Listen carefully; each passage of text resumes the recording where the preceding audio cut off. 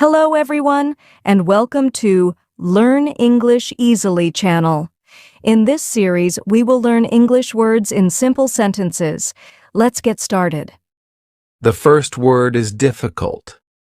Example: this question is difficult. This question is difficult. The next word is old. Example: my grandfather is old. My grandfather is old. The next word is fast.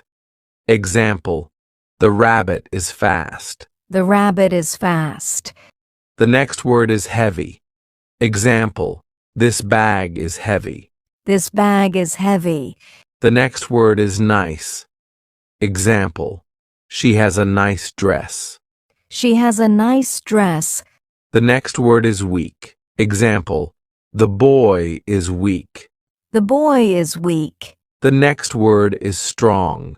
Example: he is very strong. He is very strong. The next word is young. Example: the girl is young. The girl is young. The next word is cold. Example: the milk is cold. The milk is cold. The next word is dirty. Example: his shoes are dirty. His shoes are dirty. The next word is good. Example: this book is good. This book is good. The next word is easy. Example: this test is easy. This test is easy. The next word is hot.